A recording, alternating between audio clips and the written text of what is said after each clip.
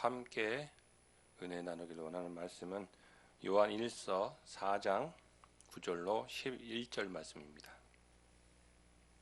요한 1서 4장 9절로 11절 말씀. 하나님의 사랑이 우리에게 이렇게 나타난 바 되었으니 하나님이 자기의 독생자를 세상에 보내심은 그로 말미암아 우리를 살리려 하심이라.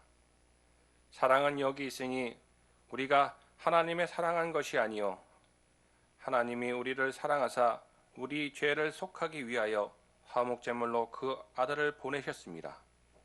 사랑하는 자들아, 하나님이 이같이 우리를 사랑하셨은즉 우리도 서로 사랑하는 것이 마땅하도다. 아멘.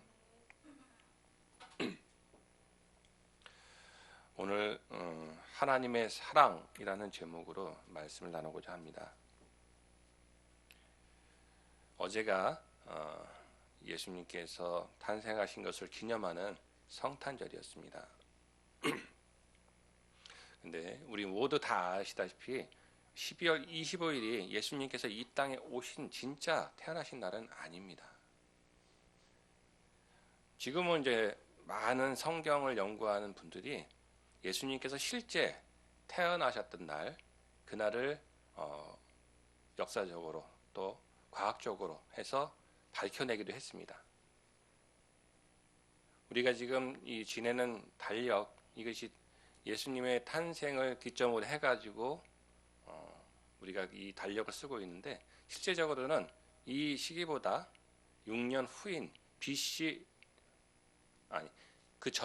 BC 6세기의 5월 14일이 우리가 지금 태양력으로 따졌을 때 그날이 예수님께서 실제 탄생하신 날이라는 것을 성경을 연구하는 과학자들을 통해서 지금은 밝혀져 있습니다.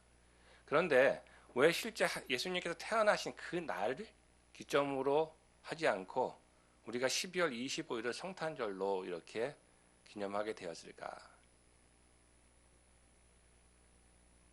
하나님께서 그것을 못 하셔가지고 예수님을 이 땅에 보내셨는데 그 보내신 날짜를 이렇게 그냥 틀리게 하셨을까요? 그건 아니었을 것입니다. 그렇게 하신 데는 하나님의 기쁘신 뜻, 하나님의 섭리가 그 안에 숨어 있음을 우리는 또한 알 수 있습니다.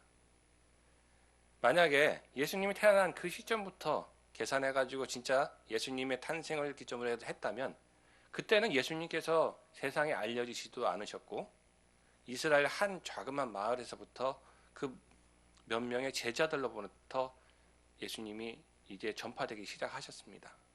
복음이 전파되기 시작했는데 그때는 예수님이라는 존재를 세상에 알지도 못했습니다. 그런데 그 탄생을 기념해서 그날을 정확하게 지켜서 우리가 할 수 있었다? 그렇지는 않았을 것입니다. 근데 그것을 큰 그때의 강국이라고 할 수 있는 로마 제국을 통해서, 로마 제국이 섬기는 신이나 이런 것을 통해서, 또한 카톨릭을 통해서 그 날짜를 12월 25일로 정해서 기념하게 하셨습니다. 중요한 것은 하나님은 예수님을 이 땅에 보내신 그 자체 탄생의 의미를 두신 것이 아니라 예수님께서 오신 의미, 그 의미에 하나님의 사랑이 담겨 있는 것입니다. 그렇게 했기 때문에 세계 곳곳으로 예수님이라는 존재에 대해서 크리스마스라는 그 기념일을 통해서 우리가 예수님을 알기 전에, 성경을 접하기 전에도 이미 예수 그리스도에 대해서 우리는 들을 수 있었던 것입니다. 하나님께서 오늘 주신 말씀 중에 9절, 하나님의 사랑이 우리에게 이렇게 나타난 바 되었으니 하나님이 자기의 독생자를 세상에 보내심은 그로 말미암아 우리를 살리려 하심이라. 우리 성경 말씀을 통해서 하나님은 사랑이시다, 사랑의 본체가 하나님이시다는 것을 우리는 잘 알고 있습니다. 저는 말씀을 준비하는 동안 왜 그동안 제가 계속 매달 마지막 주일에 이제 설교를 올리는데 설교를 할 때마다 저에게 주시는 말씀이 조금, 오늘도 제가 하나님의 사랑에 대해서 이렇게 설교를 드리려고 하는데 왜 계속해서 같은 내용 비슷한 내용일까? 지난달에는 믿음이 있지만 행함도 같이 일어나야 한다고 제가 말씀을 증거했습니다. 근데 오늘 우리는 하나님의 사랑을 알지만 왜 또 그 사랑, 믿음, 사랑, 하나님에 대해서 아는 것, 이것이 바로 예수 그리스도에 대해서 아는 것, 이것이 하나님께서 우리에게 주시는 구원인데 이 같은 내용을 왜 또 설교하고 하실까? 근데 제가 오늘 그 뜻을 조금 깨달았습니다. 우리 박보영 권사님을 보면서 제가 깨달았습니다. 권사님이 몸이 좀 안 좋으셔서, 그리고 이 지금 거주하시는 그곳의 여건상 안산에 가 계셨는데 마음속으로는 한번 연락을 드려야지, 또 기회가 되면 한번 찾아뵈야지 하는 마음은 있었는데 마음만 가지고 있었지 제가 전화 한 통도 못 드리고 있었어요. 사실 어제까지만 해도 전화 한 통 드려보고 싶은 생각이 있었는데 하지 못했어요. 근데 오늘 제가 권사님을 딱 보면서 제 마음에 진짜 가책이 들었습니다. 그리고 오늘 이 말씀을 증거해야 되는데 증거할 수 있을까? 하나님의 사랑을 얘기해야 되는데 하나님의 사랑을 아는 자는 내 안에 하나님이 사랑이 같이 존재한다고 하셨는데 나는 하나님께 구원받은 자로서 내 안에 하나님의 사랑이 있다고 그렇게 믿고 있었는데 나는 그 사랑을 과연 가슴속에만 담아두고 있으면 그것이 사랑인가? 있으면 뭐합니까? 가슴속에만 있으면. 이 사랑이 표현되어지고 그 사랑이 전달되어지고 전해져야 되는데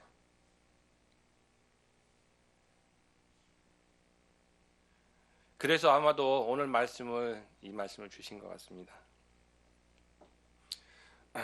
제가 회개하는 마음으로 또 주님께 용서를 구하는 마음으로 오늘 말씀을 증거하도록 하겠습니다. 하나님의 사랑은 우리보다 훨씬 크시죠. 하나님은 오늘 말씀 9절처럼 자기의 독생자를 세상에 보내심으로 말미암아 우리를 살리려 하셨습니다.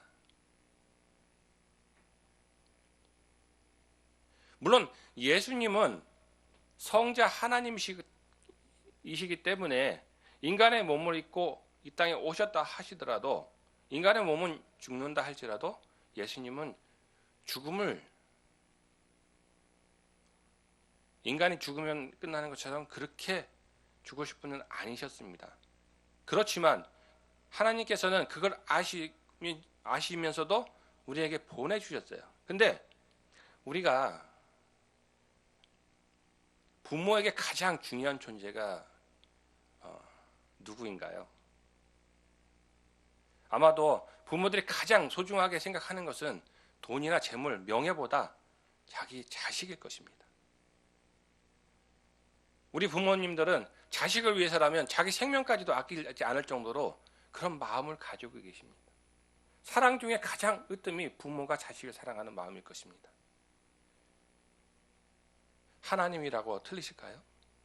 그런 마음은 우리의 그런 마음은 아마도 하나님에서부터 출발이 되었을 것입니다. 그런데 하나님께 하나뿐인 독생자 예수 그리스도를 이 땅에 보내셨습니다.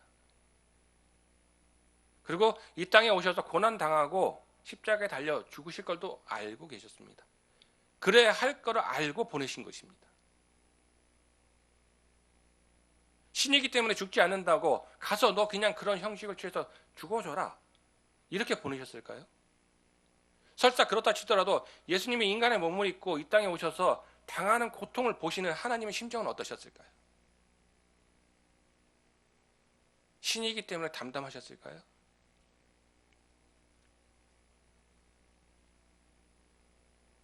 우리도 내 자식이 죽음은 아닐지라도 어떠한 일을 하면서 고통과 고난 속에서 일을 하면 부모님의 가슴이 찢어지고 메어집니다. 하나님께서 예수님의 그런 모습을 보시고 그 마음에 어떤 감정으로 그걸 지켜보고 계셨을까요? 그걸 아시면서도 왜 이 땅에 예수님을 보내셨을까요? 하나님께서는 자기의 독생자 예수 그리스도가 그런 고통을 당할 것을 아시면서도 우리를 위해서 이 땅에 그분을 보내셨습니다. 그만큼 독생자인 예수를 사랑하시지만 그 이상으로 어찌 보면 우리를 더 사랑하시기 때문에 이 일을 하셨던 것입니다.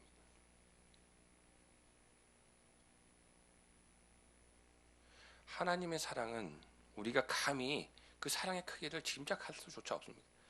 물론 자녀된 우리도 우리의 부모님의 사랑을 사실 전부 이해하지 못합니다.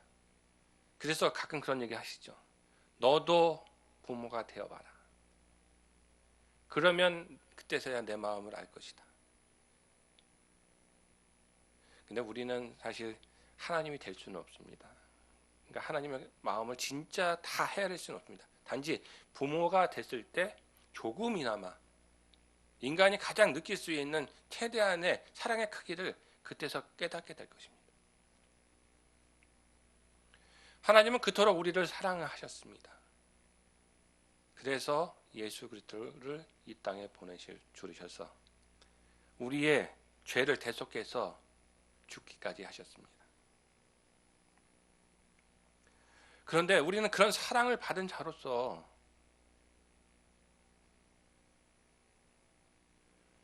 이 사랑이 곧 예수 그리스도의 죽으심으로 인해서 우리에게 주신 사랑이 바로 구원인 것입니다.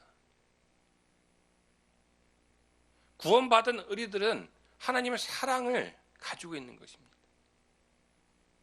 오늘 말씀에도 이렇게 말씀하고 계십니다. 사랑하는 자들아 하나님이 이같이 우리를 사랑하셨은즉 우리도 서로 사랑하는 것이 마땅하도다. 왜? 하나님을 사랑을 받았다는 것은 우리가 구원받았다는 것은 하나님이 내 안에 함께 하고 계신다는 것입니다. 진짜 하나님 사랑이 내 안에 존재한다면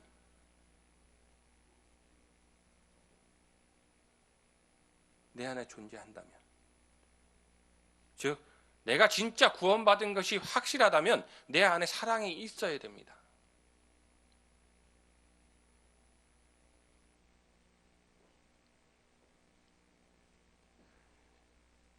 우리는 보여지는 사랑은 할 수 있습니다.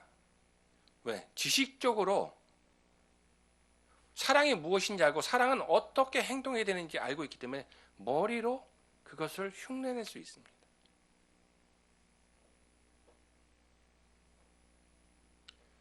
믿음 또한 우리가 믿는다는 것이 무엇인지 알고 또 무엇을 믿어야 되는지 알기 때문에 예수 그리스도를 믿는다는 것에 우리는 지식적으로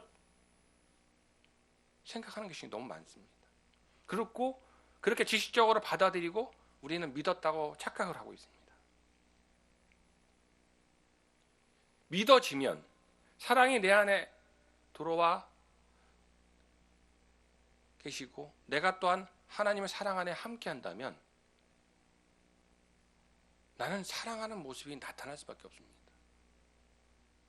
믿어지면 행함이 일어날 수밖에 없는 것처럼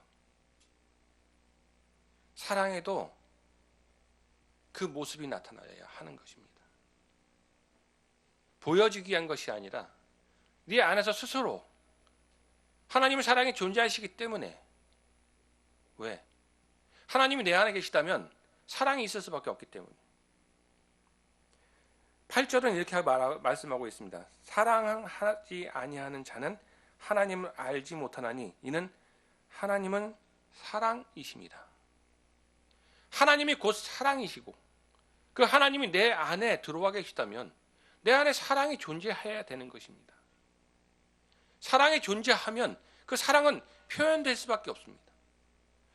나에게 가장 귀하고 소중한 것이라 할지라도 그 사랑하는 것을 위해서 다 내놓을 수 있어야 하는 것입니다. 다 줄 수 있어야 하는 것입니다.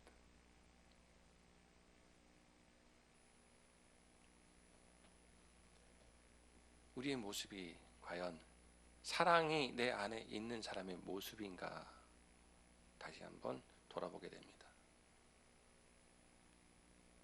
입으로는 하나님의 사랑을 얘기하고 하나님은 사랑이시다 선포하고 또 복음을 전한다고 사랑을 들고 다닙니다.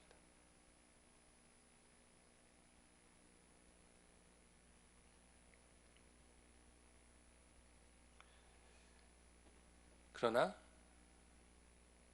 우리는 나는 사랑을 한다고 돌아다니고 있지만 오히려 믿지 않는 자들의 눈에 우리의 모습이 과연 사랑을 전하는 자의 모습인가? 사랑을 보여주고 있는가? 12절 어느 때나 하나님을 본 사람이 없으되 만일 우리가 서로 사랑하면 하나님이 우리 안에 거하시고 그의 사랑이 우리 안에서 온전히 이루어지느니라. 어느 때나 하나님을 본 사람은 없습니다. 누구도 하나님을 직접 보고 본 사람은 없습니다. 그런데 하나님은 어떻게 보여주시느냐? 사랑의 모습으로 보여주시는 것입니다. 왜? 하나님은 곧 사랑이시기 때문입니다. 사랑하는 모습을 보이는 사람이 곧 하나님께 속한 자요, 하나님의 구원을 얻은 자인 것입니다. 하나님의 구원을 진짜 받은 자는 그 안에서 사랑이 보여져야 되는 것입니다. 그 사람의 행동, 모습, 이 모든 것에서 사랑이 보여져야 되고 그 사랑을 통해서 모든 사람은 하나님을 보게 되는 것입니다. 그래서 예전에 그리스도인, 크리스찬 하면 사랑을 먼저 떠올렸습니다. 교회 하면 세상에 사랑을 베푸는 존재들로 알았습니다. 실제적으로 그런 분들이 많았습니다.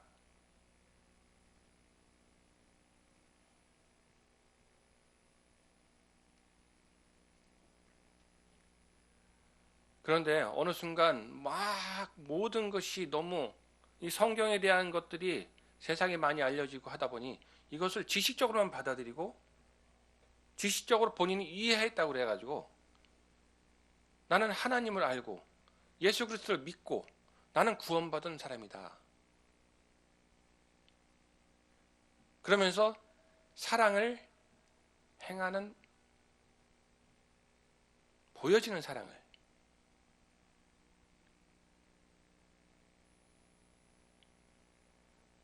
우리는 행하고 있는 것이 아닌가. 우리의 모습을 한번 돌아봐야 할 것입니다.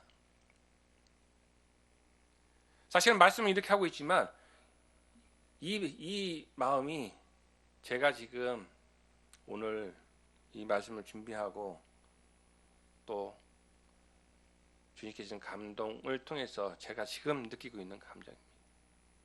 나는 과연 구원받았다고 하고 하나님을 믿는다고 하면서 나는 사랑을 보여주고 있는가? 내 안에 진짜 사랑이 존재하고 있는가?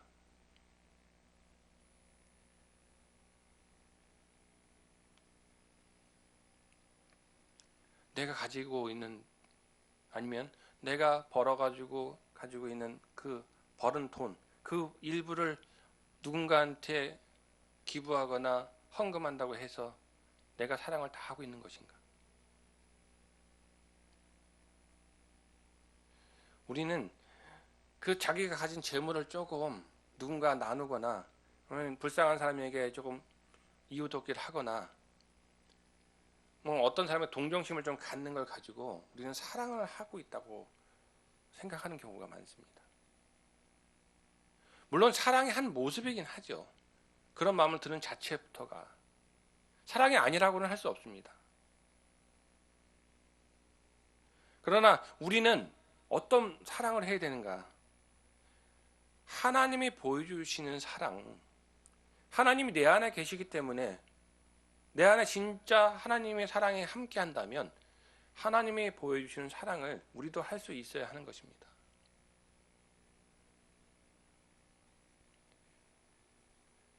이렇게 말을 하면 참 구원받기가 어려운 것 같다.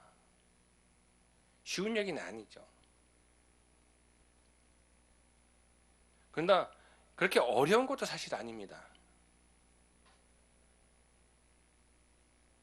예수님과 하나님께서는 우리에게 우리가 못할 것, 우리가 하지 못할 걸 가지고 우리에게 요구하지 않으십니다. 충분히 우리가 할 수 있는 것인데 우리가 하나님 뜻대로 그 원하시는 사랑을 받아들이고 그 받아들인 사랑이 내 안에 있어서 내가 변화되고 변화된 모습이 다시 나타나야 되는데 그게 마음에서부터 그것이 일어나야 되는데 자꾸 이 머리로서만 생각으로만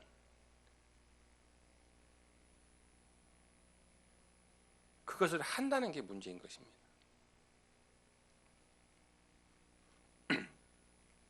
사실 오늘 제 생각이나 이런 것보다는 이 4장 전체를 한번 7절부터 그 이유를 읽어보면 제가 이렇게 말씀을 전하는 것보다 사실 이 사도 요한이 하나님의 사랑에 대해서 너무 잘 이 요한 1서를 통해서 써놓으셨어요. 제가 다시 한번 7절부터 21절까지 말씀을 읽도록 하겠습니다.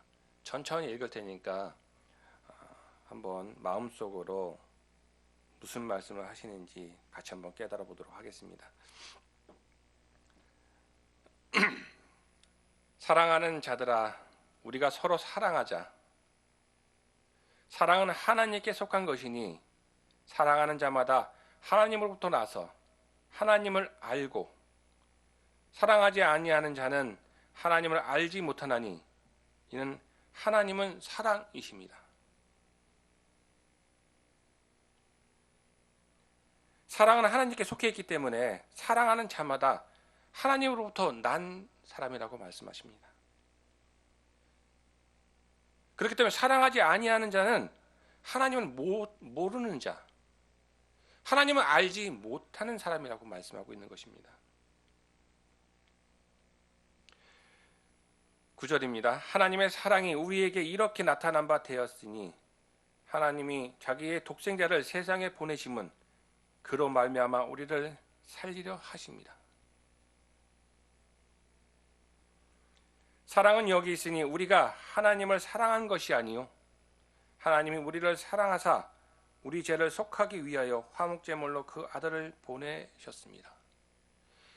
우리가 하나님을 사랑하기 때문에 그 모습을 보시고 하나님께서 우리에게 예수님을 보내주신 것이 아니라는 것입니다. 하나님이 먼저 우리를 사랑하셨기 때문에 예수님을 우리한테 보내주셔서 하나님의 사랑을 깨닫게 하신 것입니다. 우리는 그것을 보고 하나님의 사랑이심을 깨닫는 것입니다. 그 사랑을 알기 때문에 그 사랑이 내 마음에 들어와야만 내가 사랑이 무엇인지를 알게 되는 것입니다. 내가 사랑을 알게 되면 물론 제일적으로 하나님을 사랑해야 합니다. 내 마음과 정성과 뜻과 저기를 다 해서 모든 것을 다 해서 주 하나님을 사랑하고 또 내 이웃을 사랑하라고 말씀하셨습니다. 하나님을 사랑하게 되면 하나님의 사랑을 알게 되면 우리는 이웃을 사랑할 수밖에 없게 됩니다. 내 안에 사랑이 있기 때문에 하나님은 모든 만민을 다 사랑하십니다. 악인이기 때문에 미워하시는 것이 아닙니다. 그가 사랑을 받아들이지 않기 때문에 그가 악인이 되는 것이지 하나님께서 정하셔서 너는 악인이고 너는 선인이다 해서 선인만에게 사랑을 주시는 것이 아니라는 것입니다. 예수님께서 예수님을 보내신 것은 세상 만민에게 주신 사랑입니다. 그 선물을 받느냐 안 받느냐는 바로 우리가 결정한 것입니다. 하나님의 선물을 받은 자는 그 안에 내 안에 하나님의 사랑을 받아들여서 내 안에서부터 사랑이 일어나 그 사랑을 깨닫고 하나님께 사랑하고 또 이웃을 사랑하게 되는 것입니다.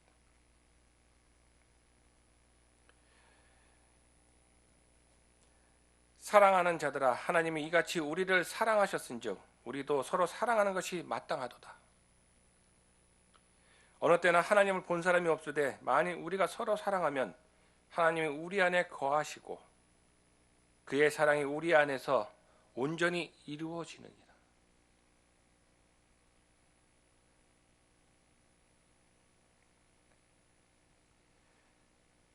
우리가 머리로서만 사랑을 아는 것이 아니라 우리 안에 그 사랑이 들어왔을 때 그 우리 안에서 그 사랑이 온전히 이루어진다고 말씀하십니다. 그 온전히 이루어지는 것이 바로 하나님을 사랑하고 하나님의 뜻대로 그 사랑이 또한 우리 이웃을 사랑하게 하는 것입니다. 그의 성령을 우리에게 주심으로 우리가 그 안에 거하고 그가 우리 안에 거하시는 줄을 아느니라. 아버지가 아들을 세상의 구주로 보내신 것을 우리가 보았고 또 증언하였노니 누구든지 예수를 하나님의 아들이라 시인하면 하나님이 그의 안에 거하시고 그도 하나님 안에 거하느니라. 하나님의 뜻은 하나님께 보내신 하나님의 아들이신 예수 그리스도를 믿고 우리가 멸망치 않고 영생을 얻게 하는 것이 하나님의 뜻이십니다. 즉 우리를 구원하시고자 하는 것이 하나님의 뜻입니다. 그것이 하나님의 사랑입니다. 우리가 예수 그리스도를 우리의 구주로 받아들이고 하나님의 사랑을 믿을 때 하나님은 우리 안에 거하시게 되시는 거예요. 우리 안에 거하시고 우리 안에서 또한 우리를 사랑하게끔 하심으로 인해 온전하게 사랑이 이루어지는 것입니다. 곧 하나님과 우리가 하나가 될 수 있는 것입니다. 연합된 존재로 우리가 살아갈 수 있는 것입니다. 하나님은 우리를 사랑하는 사랑을 우리가 알고 믿었느니 하나님은 사랑이시라. 8절에서도 하나님은 사랑이시라고 말씀하시고 또 16절에도 하나님은 사랑, 그 본체이시라고 말씀하고 있습니다. 사랑 안에 거하는 자는 하나님 안에 거하고 하나님도 그 안에 거하신다고 하십니다. 하나님은 그 본체가 사랑이시니까 우리가 하나님을 알면 우리 안에도 사랑이 존재하는 것이고 또 우리가 하나님 안에 같이 존재할 수 있는 것입니다. 이로써 사랑이 우리에게 온전히 이루어진 것을 우리로 심판날에 담대함을 가지게 함이니 주께서 그러하신 것 같이 우리도 이 세상에서 그러하리라.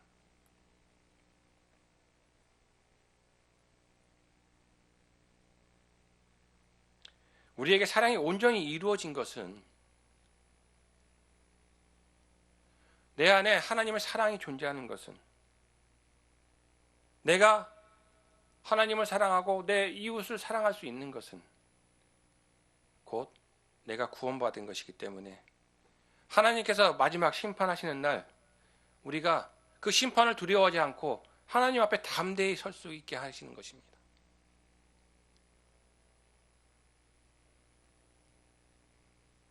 (18절) 사랑 안에 두려움이 없고 온전한 사랑이 두려움을 내쫓나니 두려움에는 형벌이 있습니다.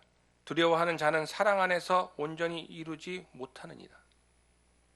우리가 심판을 두려워한다는 것은 아직 우리 안에 온전히 사랑이 이루어지지 않았다는 것입니다. 하나님께서는 값없이 우리에게 구원을 주셨지만 우리가 구원을 받았지만 그것을 온전히 이루기 위해서는 심판에 대한 두려움이 없어야 하는 것입니다. 왜? 온전히 이루어졌다면 하나님에 대한 믿음이 확고하다면 하나님의 사랑이 내 안에 존재하고 계신 것이고 하나님의 사랑을 믿는데 하나님은 우리를 심판하시기 위해서 계신 것이 아닙니다. 심판은 하나님께서 어쩔 수 없이 끝까지 기다리시다가 그리고 최후의 수단으로 어쩔 수 없이 가야 되는 것입니다. 하나님은 그 전에 계속해서 우리에게 구원받을 수 있는 기회를 주십니다. 그것이 바로 사랑입니다. 아들까지 우리에게 보내주셔서 십자가에 달려 모진 고통 당하시고 죽게까지 하시면서 우리에게 사랑을 주신 것입니다. 이 사랑을 안다면 심판이 두려운 것이 아닙니다. 이미 그 사랑을 깨닫고 사랑에 대해서 감사함을 가지고 있고 그 사랑이 내 안에서 존재하는데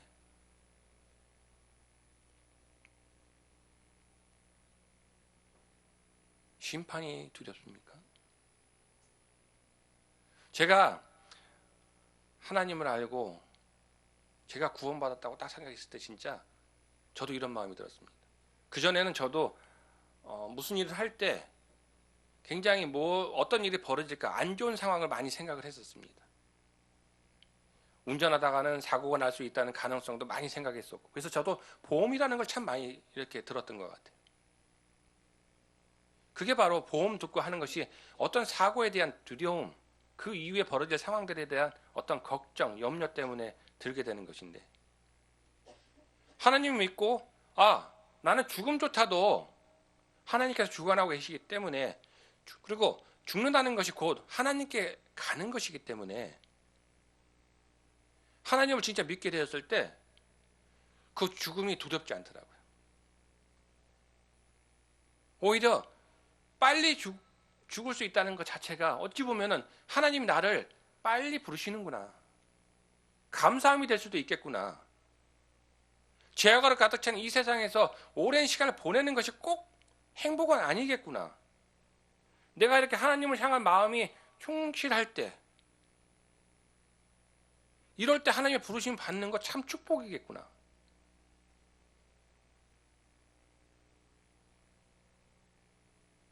세상 사람들은 이 젊은 나이에 죽은 것을 굉장히 조금 불행이라고 생각하고 안 좋게 생각합니다. 특히 하나님을 믿는다고 하는 사람이 어떤 사고를 당해서 죽음을 당했을 때 그걸 가지고 많이 조롱거리를 삼기도 합니다. 하나님은 사랑이시라며, 하나님은 모든 것을 주관하신다며, 그런데 왜 하나님을 믿는 자가 저렇게 빨리 어떤 사고로 죽는가? 세상적으로는 그럴 수 있지만 우리가 반대로 생각해 보면 하나님께서 그를 너무 사랑하시고, 아니면 하나님께서 필요로 하셔서 먼저 데려가실 수도 있고, 그가 세상에 남아 있다가 더 오염되지 않게 하기 위해서, 오염되는 것을 보고 싶지 않으셔서 먼저 데려가실 수도 있는 것이죠. 모든 사람이 900세 이상 살 때 에녹은 300세 조금 지나서 하나님께서 죽음을 보지 않고 데려가셨던 것처럼, 그렇게 생각한다면 일찍 하나님의 부르심을 받는 것 또한 우리에겐 두려움이 아니라 축복이, 복이 될 수 있는 것입니다.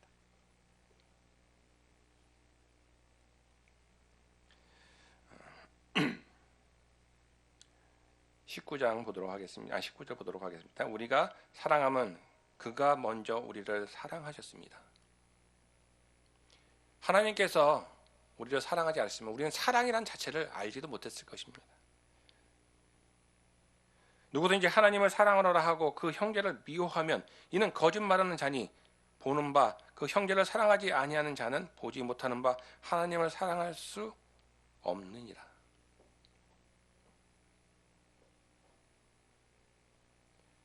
제 마음의 가책을 불러일으키는 구절입니다. 누구든지 하나님을 사랑하노라 하고, 하나님을 사랑한다고 하고 하나님을 믿는다고 하면 그 형제를 미워하면 안 되는 것이죠. 내 이웃을 사랑해야 하는 것입니다. 그렇지 않으면서 하나님을 믿는다 하면서 내 이웃이나 내 형제를 미워한다면 그것은 하나님을 사랑하는 것이 아니라고 말씀하고 있는 것입니다.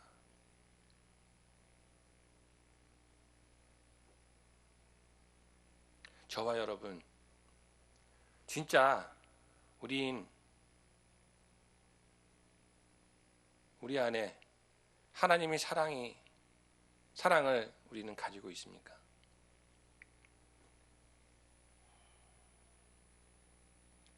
내 이웃을 진정으로 사랑하십니까? 그러면 그 사랑을 전해야 합니다. 그 사랑을 실천해야 합니다. 행해야 합니다. 그 사랑은 돈을 몇 푼 주고 아니면 그 필요를 주는 것보다 가장 큰 사랑은 예수 그리스도의 복음을 전하는 것입니다. 한 끼 먹을 양식을 주는 것보다 1년치 아니면 10년치 평생 먹을 양식을 주는 게 더 좋은 것처럼 평생의 일생의 그 100년 길게 잡아 100년이라고 쳤을 때 100년의 양식을 주는 것보다 영원한 양식을 주는 것이 더 나은 것 아니겠습니까? 가장 큰 것을 주는 것이 사랑입니다. 우리가 물론 지난 설교에도 제가 말씀드린 것처럼 우선 당장 내 배고픈 자에게 먹을 것을 주는 것도 사랑입니다.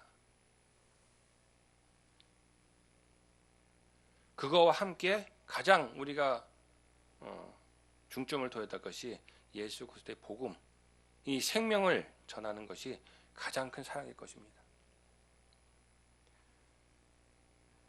21절 보도록 하겠습니다.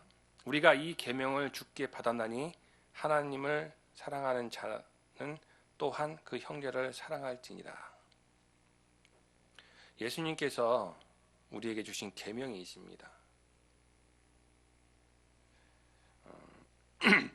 요한복음 13장 34절 함께 보도록 하겠습니다. 13장 34절. 예수님께서 말씀하십니다. 새 계명을 너희에게 주노니 서로 사랑하라. 내가 너희를 사랑한 것 같이 너희도 서로 사랑하라.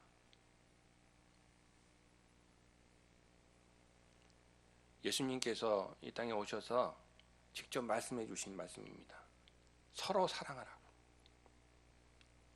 너희 안에 예수 그리스도가 존재하고 있고 하나님이 함께 한다면 너희도 서로 사랑하라.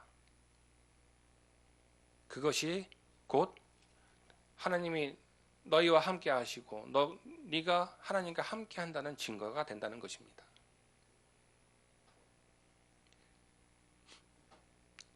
하나님을 사랑하는 것은 당연한 것입니다.